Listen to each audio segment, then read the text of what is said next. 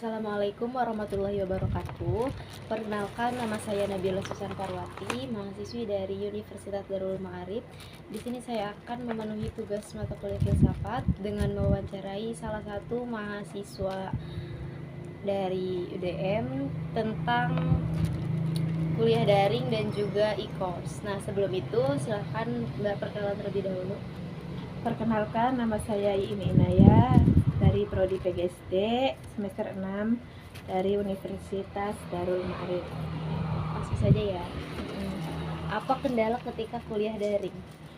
Menurut saya yang pernah saya alami ketika kuliah daring itu yang pertama kendalanya tentang internet. Terus yang kedua itu tentang HP. Kalau HP-nya tidak support itu susah buat kuliah daring. Apakah ada jenis perkuliahan daring yang dapat meningkatkan pemahaman kamu? Ada. Sepengalaman saya itu pas kelas 12 kan kayak ada COVID tuh, semacam COVID. Nah, saya sekolah itu menggunakan daring, yaitu aplikasi Classroom. Menurut saya juga itu bisa membantu kita ketika kuliah daring. Apakah ada manfaat dari perkuliahan daring dibandingkan dengan tatap muka di kelas? Menurut saya ada. Kayak misalnya manfaatnya itu di daring itu lebih banyak jangkauannya, terus luas, kayak materi apa yang disampaikan itu bisa kita cari tahu dari internet. Apakah kamu tahu apa itu e-course? Tahu, e-course itu kayak semacam pembelajaran daring juga, sama seperti itu. Menurut kamu, apakah e-course efektif digunakan dalam perkuliahan? Menurut saya e-course itu penting karena e-course itu termasuk model pembelajaran daring juga.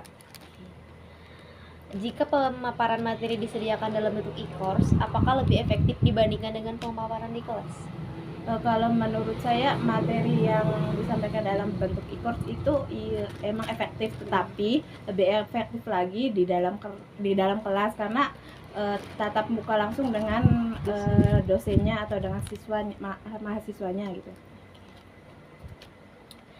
Bentuk konten pembelajaran seperti apa yang dapat efektif meningkatkan pemahaman kamu di dalam pembelajaran berbasis e-course?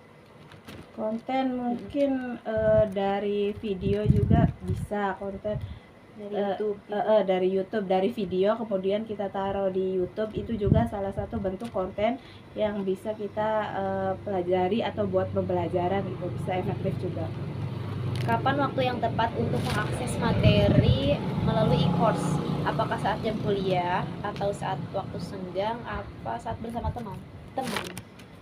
Menurut saya kalau di e-course itu mending saat waktu senggang atau santai gitu, buat biar pembelajaran itu efektif, kita bisa fokus ke internet. Bentuk informasi seperti apa yang mudah dipahami oleh Anda? Apakah informasi dengan bahasa sederhana, atau informasi yang disertai contoh, atau informasi yang disertai contoh atau ilustrasi dalam konteks yang pernah Anda dengar? Menurut saya informasi yang menggunakan bahasa sederhana dan menggunakan contoh yang nyata. Berarti yang ilustrasi yang pernah Anda dengar gitu. Dari 3 media ini, media manakah yang paling membantu Anda dalam memahami informasi? Apakah media gambar, media teks digital, atau media video?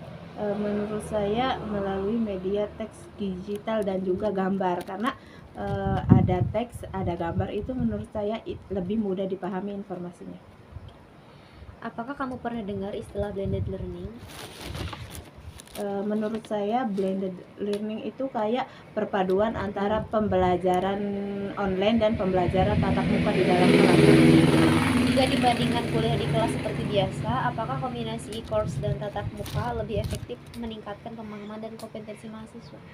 Menurut saya sangat efektif karena pembelajaran e-course aja sudah efektif, apalagi ditambah pembelajaran tatap muka di kelas, itu menurut saya sangat lebih efektif. Sekian saja, terima kasih Mbak sudah meluangkan waktunya. Sama-sama. Saya wawancarai. Wassalamualaikum warahmatullahi wabarakatuh. Waalaikumsalam warahmatullahi wabarakatuh.